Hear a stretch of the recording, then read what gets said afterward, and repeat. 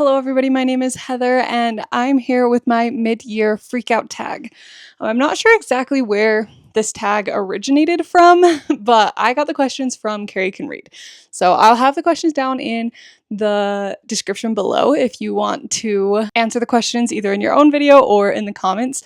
I'd be curious to know what you guys would answer for some of these questions, but I've got my laptop here with the questions, I've got my stack of books, so we'll just dive right into it. This is basically, if you don't know, like a rundown synopsis on the books I've read so far. I am filming this probably a little bit early. It's June 21st, but I feel like, I don't know, it was just a good time to film it. So it's happening now. It's slightly early, but that's all right. The first question is, what is the best book you've read so far in 2025? And I had a really hard time picking this. Several of the books that I'm mentioning later probably could also work for this prompt, but I'm trying to not do too many repeats and keep different books for different prompts. So this is the one that I settled on for this, and it is actually the first book I read this year, so I really started off on a high. But that is A Sorceress Comes to Call by T. Kingfisher. This one, I'm just obsessed with. Like, it just is such a good vibe. It's just one of those books where I feel like ever since I read it, I've been searching for another book that felt like this. And so that's just, I feel like what makes it my top book of the year so far is something about the just like dark, whimsical vibes I loved. It's like verges on horror, but it's a fantasy book, and I just thought it was so well done. This is exactly what I'm looking for. So if any of you have any other books that you would recommend that are similar to this, please let me know. Question number 2 is the best sequel you've read so far in 2025. Now, I feel like the definition of sequel can mean a few different things, but usually it's probably just the second book in a series. But I'm going to go with the like sequel duology because I think the best sequel in my mind that I've read this year is Foul Lady Fortune. This one is, so if you don't know, there's like These Violent Delights world. I think it's called the Secret Shanghai series is like what the overall series is called. But you have the first duology, which is These Violent Delights and Our Violent Ends. And then Foul Lady Fortune starts the second duology, which is Foul Lady Fortune and Foul Heart Huntsman. These books are so good. Specifically, Foul Lady Fortune is incredible. It's so good. I love the characters. I will be mentioning this book again later. This definitely is also potential for favorite books so far, but I had it in multiple other questions, so I decided to leave it off of that one. But so good. If you don't know what the series is about, you're basically following some of the characters. I don't know how to say exactly who, because if I say who, then it kind of spoils the first duology. But you're following some of the characters from the first duology, and then you add in some new ones. Basically, the two people you're following are all in covert ops, and they are kind of working as spies as the Japanese invasion is kind of looming over Shanghai. So it's like a historical fiction. They definitely lean sci-fi. Like, they've got some sci-fi elements in them, but they're mostly historical fiction. But this one just has the best like banter. It's got a fake relationship, which is just so funny, but I just think the characters are just so quirky. They're just like come right off the page. They feel like real people, and it's so good. I also loved Our Violent Call, the like 2 novellas, I guess, that come in between this one and the other one that pick up some of the characters from the first duology and tie them into this one. Those ones were so fun. I loved it. I don't always love novellas, but those ones were so good. So that's my best sequel I've read so far this year. And then the next question is a new release you haven't read yet but want to. And for this question, I think my answer is going to be Sunrise on the Reaping. I'm not like the biggest follower of new releases. Like, I feel like oftentimes books come out and I'm like, oh, they came out with another book, but I don't really like follow any authors on Instagram. There's not very many that I'm like constantly watching for a new book from, but this one I just have seen all over. And was it last year? I finally read Hunger Games for the first time. And I read the original trilogy, and then I read Ballad of Songbirds and Snakes. And this is probably a really controversial thing to say, but I actually liked Ballad of Songbirds and Snakes better than the original trilogy. But that's also coming from someone who did not grow up reading these books. I have no nostalgia attached to them. So that probably makes a difference. But I do want to read Sunrise on the Reaping. The thing that has held me up on that, and I have this issue regularly, is all the rest of my books are paperbacks. And I don't want to buy Sunrise on the Reaping in hardcover because then it's not going to match all of my paperbacks. So I am waiting until it comes out in paperback to actually read that book. At what point that is going to happen, I don't know.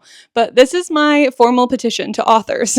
When you are coming out with a book that is part of a series that has been around for a long time, that many people have probably owned the paperbacks, why can we not just come out with a paperback on release day?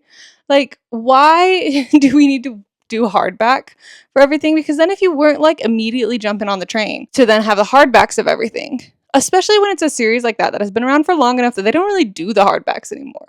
Like, I don't think I've seen Hunger Games hardbacks on the shelves hardly anywhere. I just feel like we need to come out with the paperbacks.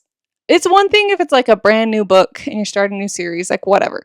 But when it's a series that has been out for so long, like I would love if they would come out with a paperback so I could get one that actually matches my books on release day.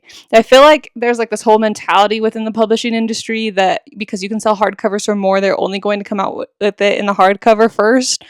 And then everybody has to buy the hardcover. But I will stubbornly wait until it comes out in paperback and like read the book a year later. Like the release date just doesn't exist for me until it comes out in paperback if that's what I have. So it's just really frustrating. My husband is definitely a person who will go and buy the hardback and be like, I'll just sell it and buy the paperback later. So like we have the hardback of Wind and Truth, but we have the paperbacks of most of the rest of the series, and it drives me crazy. Anyways, that's my little rant on new releases, but Sunrise on the Reaping is a new release that has came out this year that I still need to read, and I will be waiting until it comes out in paperback. Okay, and then the next question is also about new releases. This is most anticipated release for the second half of the year. Again, I don't super follow new releases.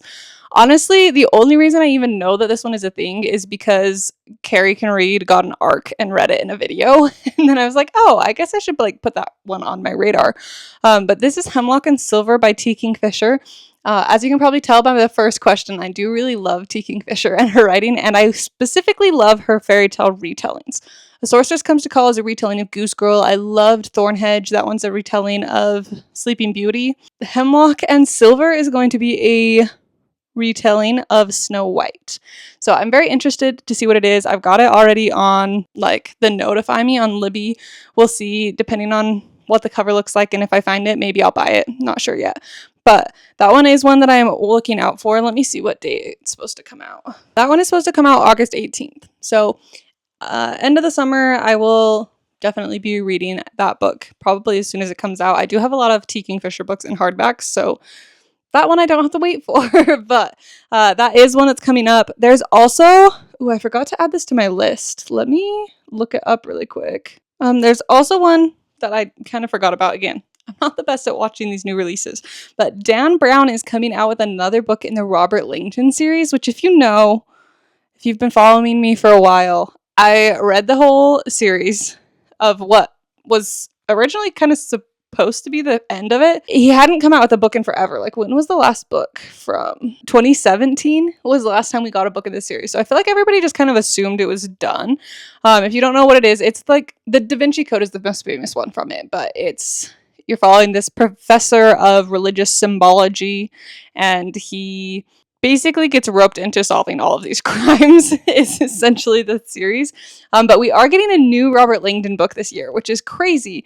It's called The Secret of Secrets. It is supposed to come out September 9th, it looks like. So definitely waiting for that one. Again, this one's a little bit troublesome because I have them all in paperbacks. I actually already have slightly issues going on with my series of the Robert Langdon books because I got some of them new and some of them secondhand, and so some of them are ever so slightly taller than others, which is really annoying to me. But now I don't know what to do with this new one because it's probably only going to come out in hardback, so I don't know, but those are the new releases coming up that I still want to read this year. The next question is biggest disappointment this year, and I actually have two, and they're both in the like mystery thriller horror category. The first one is Magpie Murders by Anthony Horowitz. The reason I had high expectations for this is because me and my husband have listened to the Hawthorne and Horowitz series on audiobook. We started listening to it when we did our big road trip like 2 summers ago. And I really liked the first few of those books. They definitely slowed down for me, but I did really like the initial books. And I heard really great things about this one online, so I had some pretty high expectations going into it. I know Anthony Horowitz is like a writer that can write books I like. I know people really love this book. I was so underwhelmed by this story. It just like feels so disconnected. Basically, you're following this lady who is an editor, and then this guy who's a best-selling crime writer. And how much can I tell you without spoiling things? Basically, he writes his latest book, She Gets It, and there's chapters missing at the end. And so then things start to go mysterious. And basically, how this book has always been pitched to me, and I feel like it even says it on the back, is that there's like this interlocking. She starts to get suspicious about things in real life because of stuff in the manuscript, and she starts to see them like tie together. Yeah, they don't really tie together. It is a stretch to say that the manuscript of this guy's latest book has anything to do with the mystery that's happening in her real life. Like it's not. It just sometimes like she'll be doing something and she'll be like, oh yeah, remember that manuscript this happened? Maybe I should start looking at this. And then something like vaguely related will like tie in. So I was just so underwhelmed. It felt like I was reading 2 whole separate books. Like you read the whole manuscript and then you jump into her like experience, and it just felt like 2 completely separate books. And I was just like, why did we feel the need to do this? Like they did not intertwine nearly as much as I thought they were going to. So I will not be continuing this series. I was pretty disappointed in this one. And then we are going to be talking a lot about T. Kingfisher in this series, in this video. This might be my last one. My other most disappointing book was The Hollow Places by T. Kingfisher. And this wasn't a bad book. I think this one's definitely one where I just had my expectations so high that it was easy for it to let me down. This is my second of T. Kingfisher's like horror books. The first one that I read is A House with Good Bones, and that one I loved. I was obsessed with. So when I saw that there was another horror one, I was like, obviously I need to try it. So my husband got me this for my birthday and I read it, and this one just wasn't that scary.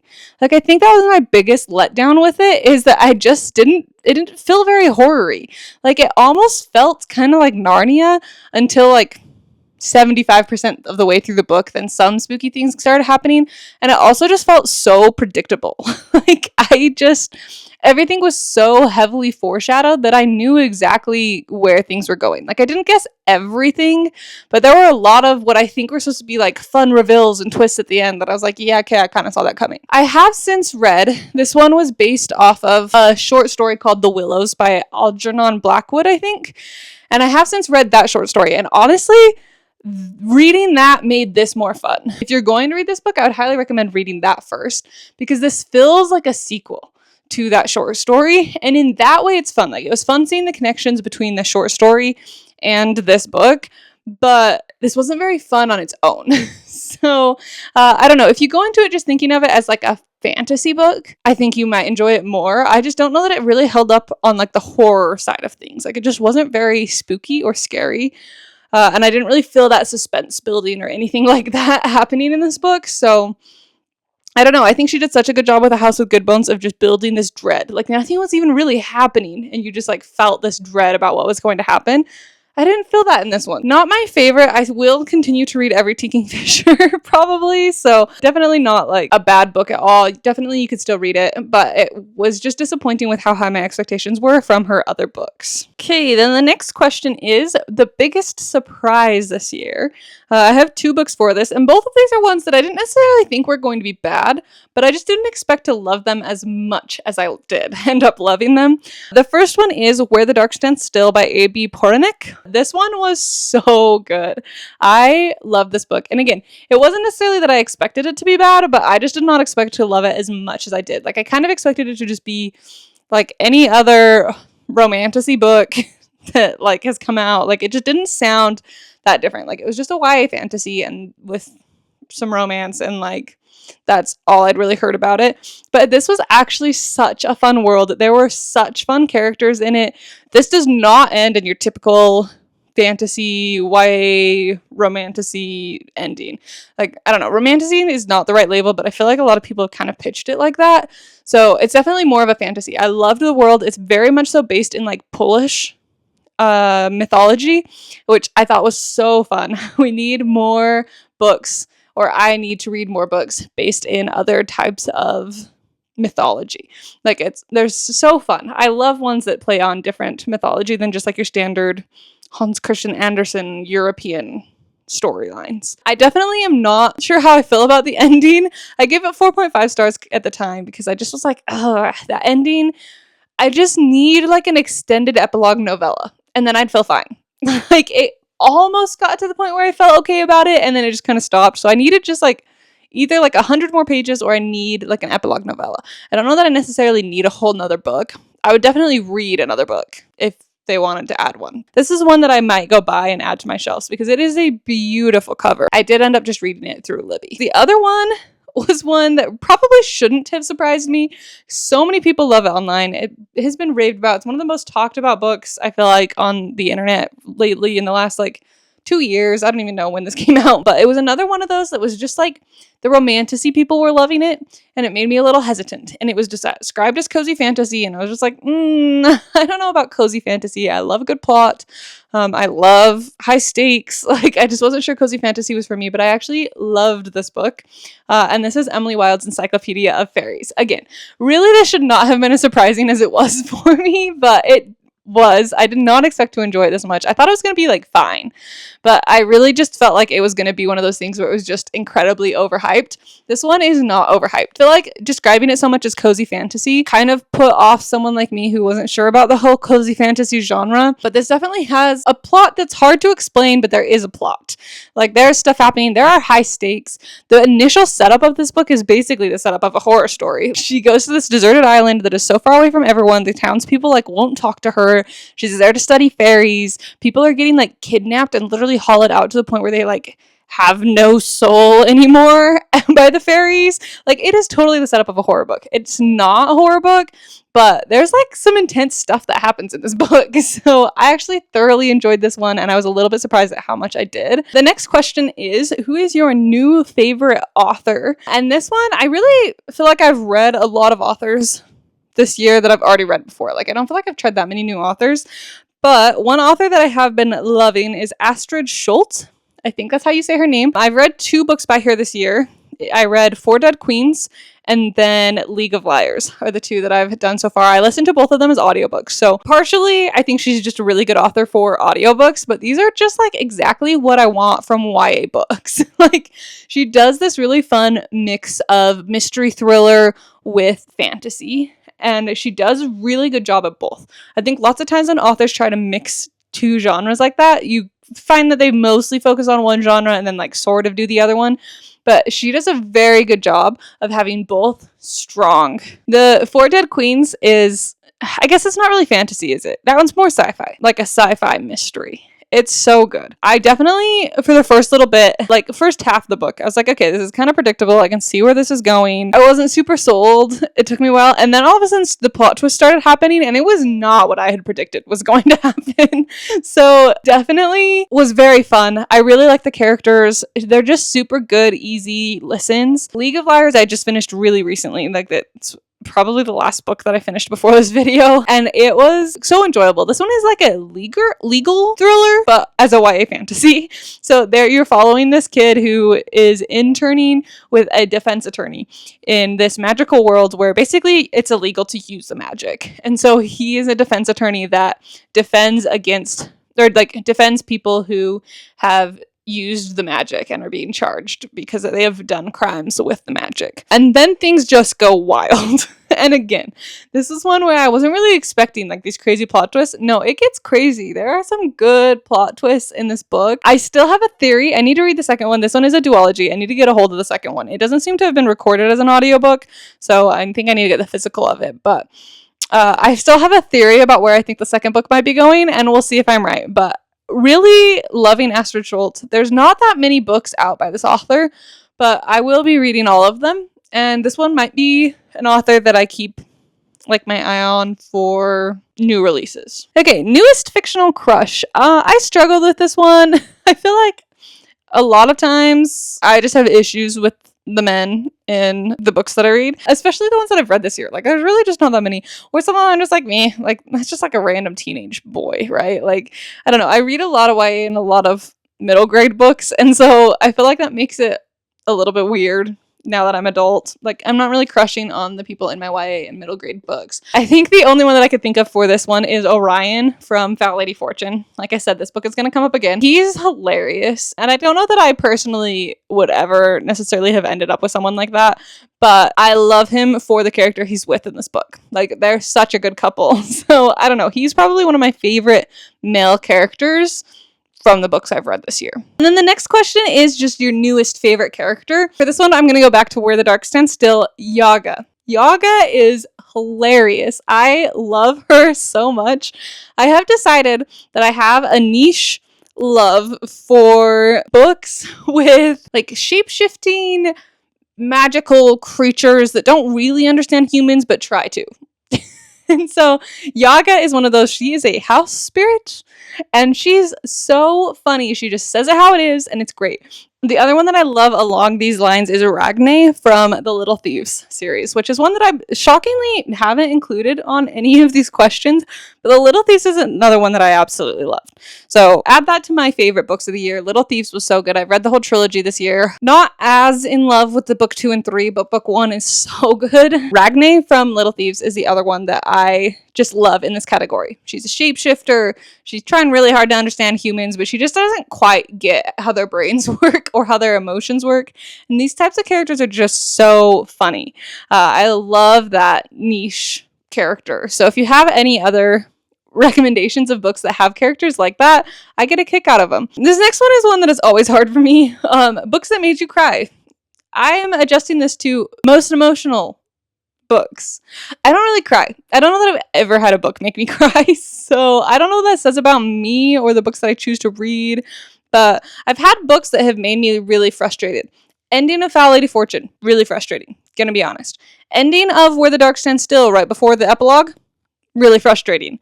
But I don't know that any book has made me cry. So I decided to pick 2 books that I haven't already talked about that weren't necessarily like sad emotional, but just like ones that I felt like hit me emotionally. Like, I felt stronger feelings while reading them. And these books are kind of random. These are not the ones that I would have expected to connect so much with, but Judgment of Richard Richter by Igor Stichs.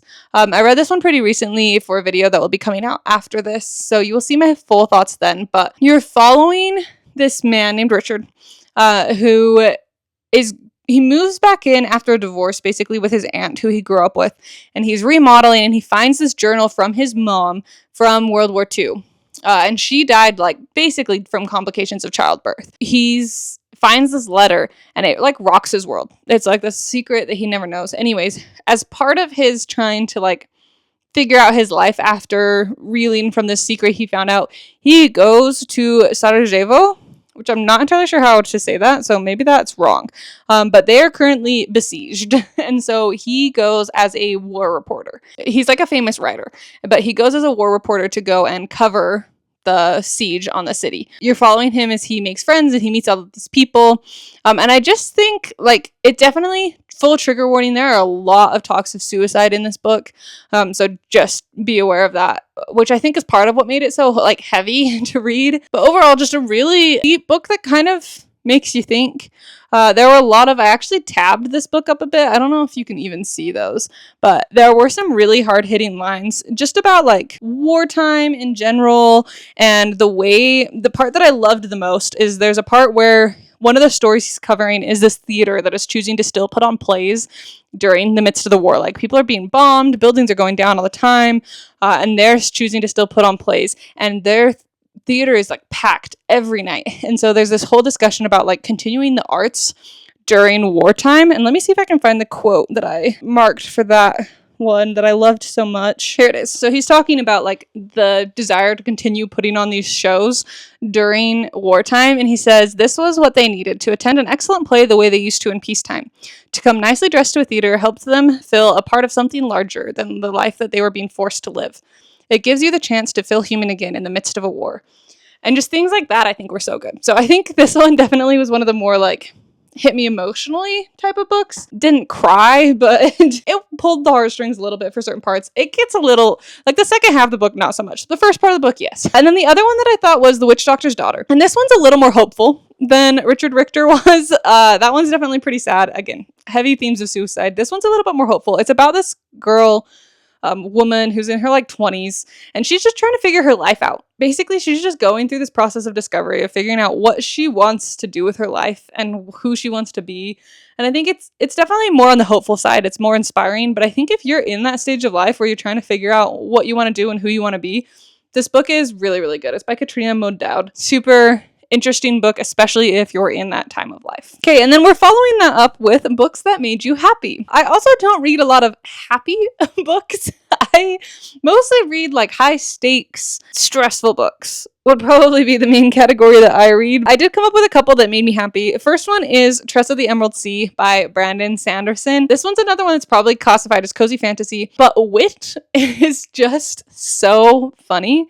Brandon Sanderson knows how to write a really dry humor that I really love. One of my favorite all-time funny books is the Frugal Wizard's Guide to Surviving, or Frugal Wizard's Handbook for Surviving Medieval England. That book is so funny to me. I love it. And this one has a similar humor. It's not quite the same. In order to get the humor of it, I do feel like to a certain extent you need to have read some of his other books that have wit in order to get it. Because I've read Way of Kings. That's mostly where I know wit from, and I feel like that gave me enough to understand the humor in this one and find it really funny. The other one that I thought of was Penrick's Demon.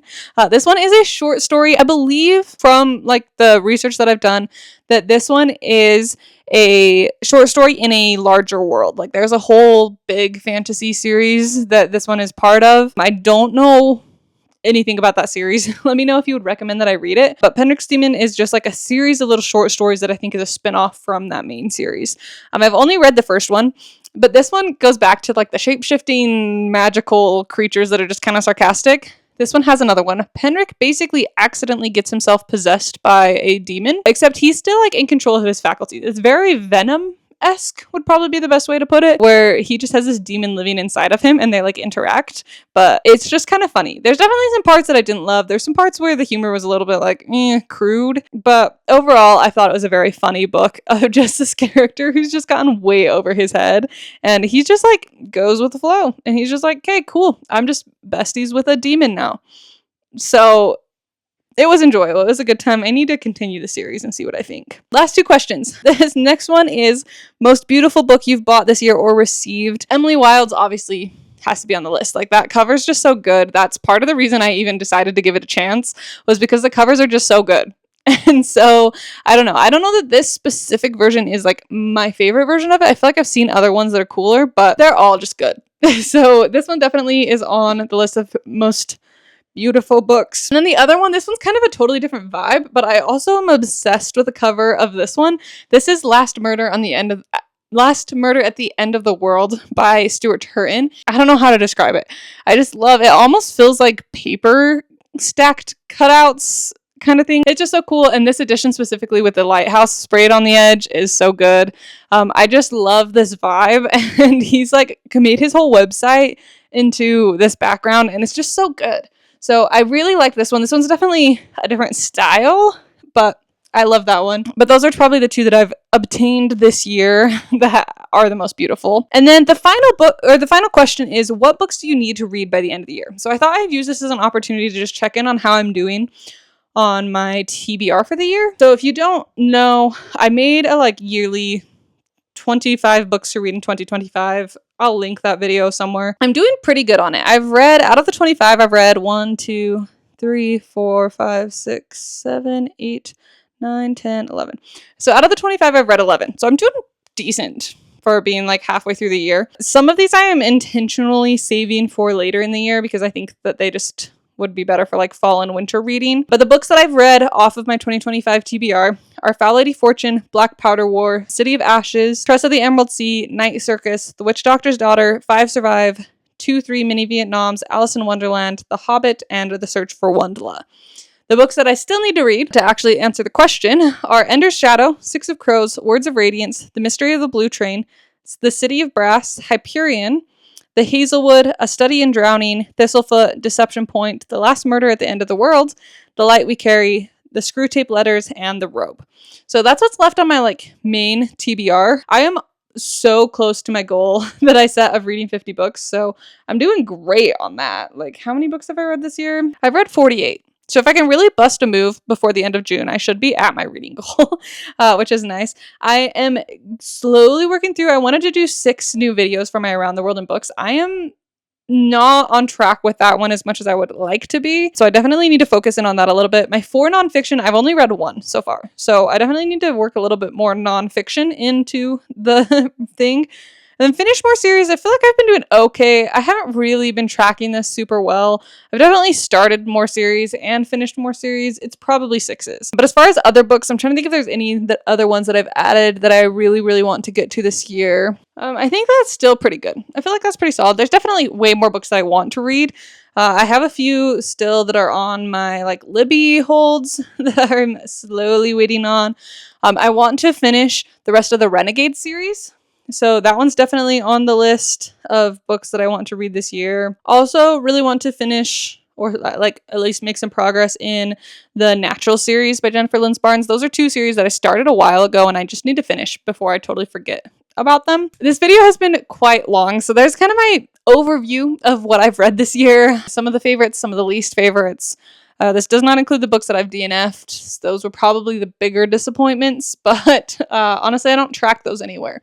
So I don't know if I could even really tell you what all the books are that I've DNF'd this year. Again, the questions will be down below if you want to answer in the form of your own video or if you want to just answer in the comments. I'd be very interested to see, especially what are your favorite books you've read this year. Please let me know so far, and maybe I'll add them to my list.